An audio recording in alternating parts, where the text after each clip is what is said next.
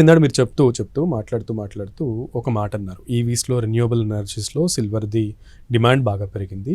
So present ఆ glitch అంటే present ఆ ప్రొడక్షన్ అంత లేదు, ఒకవేళ ప్రొడక్షన్ కనుక వస్తే ఆ గ్లిచ్ అనేది కనుక ఇదైతే ఖచ్చితంగా మళ్ళీ సిల్వర్ ప్రైసెస్ డౌన్ అవుతాయి అని. ఈజ్ దర్ అంటే అది ఖచ్చితంగా సాధ్యం అవుతుందా? సిల్వర్ అంతగా ప్రొడక్షన్ వచ్చే అవకాశం ఉందా? సిల్వర్ ప్రొడక్షన్ వచ్చే ఛాన్సెస్ ఉంటాయండి. ఎందుకంటే సిల్వర్ ఇంతకుముందు చెప్పినట్టు అది బై ప్రోడక్టే. సో మిగిలిన మెటల్స్ తయారు చేసినప్పుడు ఇదే వస్తుంది. అంటే చాలామంది అంటారు, చాలామంది అడుగుతారు అసలు క్రాష్ వస్తుందా, క్రాష్ లాంటి సినారియోలు ఉంటాయని. నేను ఒక 3 ఎగ్జాంపుల్స్ తీసుకుంటానండి. అంటే I will go back to 1980s. 1980sలోకి వెళ్తే 1980sలో సిల్వర్ని మదర్ ఆఫ్ ఆల్ క్రాషెస్ అంటాం.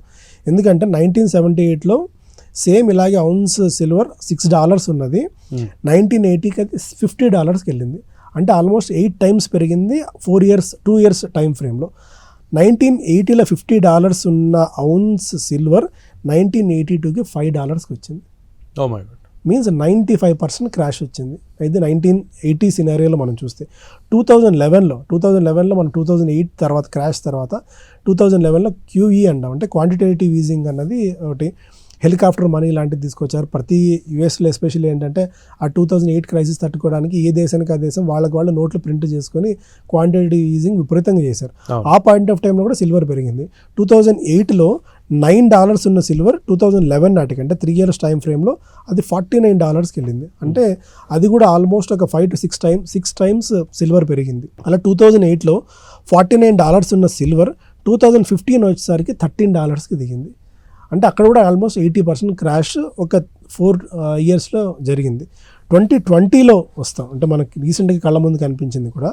జనవరి 2020లో $18 ఉన్న silver March just 3 months time ఫ్రేమ్లో $12 కంటే ఇది కూడా 50% దాకా పడింది. సో సిల్వర్ ఏంటి అంటే ఎంత వేగంగా పెరిగిందో అంతే వేగంగా పడే మెంటాలిటీ దానిలో ఉన్న దాని డిఎన్ఏ, సిల్వర్ డిఎన్ఏ అలాంటిది. అంటే ఎంత బాగా పెరుగుతుందో అంతే బాగా పడే ఛాన్సెస్ సిల్వర్లో మనకు చరిత్రలో అనేక సందర్భాల్లో ప్రూవ్ అయిన ఇది. So silver is not gold. అంటే మనం కంపేర్ చేస్తున్నప్పుడు ప్రెషస్ మెటల్స్లో సిల్వర్తో పాటు గోల్డ్తో పాటు సిల్వర్ కూడా ఇది పెద్దన్న అయితే దీన్ని చిన్న తమ్ముళ్ళలాగా భావించి సిల్వర్ని కూడా ఒక డిస్కషన్ పాయింట్ ఆఫ్ వ్యూలో మనం చెప్పుకుంటాం. కానీ silver can never become a gold. So గోల్డ్ని మనం కంపేర్ చేయలేము. ఎందుకంటే ఒక కేజీ గోల్డ్ పెట్టుకోవడానికి కేజీ సిల్వర్ పెట్టుకోవడానికి ఒక వాల్ట్లో పెట్టుకోవడానికి చాలా తేడా ఉంటుంది. అంటే ఇది $70 ఔన్స్ ఉంటే అది $4,500 ఉంది. అంటే ఎన్ని ఎక్స్ ఉందో కంపేర్ చేసుకోవచ్చు. ఏ రిజర్వ్ కరెన్సీలైనా ఏ దేశం బ్యాంకులైనా సరే గోల్డ్ పెట్టుకోవడానికి ప్రయత్నిస్తే కానీ సిల్వర్ పెట్టుకోవడానికి ఎవరు కూడా మొగ్గు చూపించరు. సో ఇలా పాయింట్ ఆఫ్ వ్యూలో మనం చెప్పుకున్నప్పుడు సిల్వర్కి కరెక్షన్ అయ్యే ఛాన్సెస్ అనేక సందర్భాల్లో ఉన్నాయి. చరిత్ర కూడా మనకు అదే చెప్తుంది.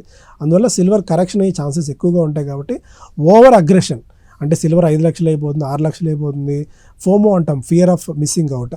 ఆ ఫియర్ ఆఫ్ మిస్సింగ్ అవుట్లో మనం ఏదైనా మిస్ అయిపోతామన్న థాట్లోకి వెళ్ళి కేజీలు గోల్డ్ కానీ ఇరుక్కోవద్దు అనేది నా సలహా. కేజీలు సిల్వర్ కొనుక్కోవడం అయితే రిస్క్ అవుతుంది.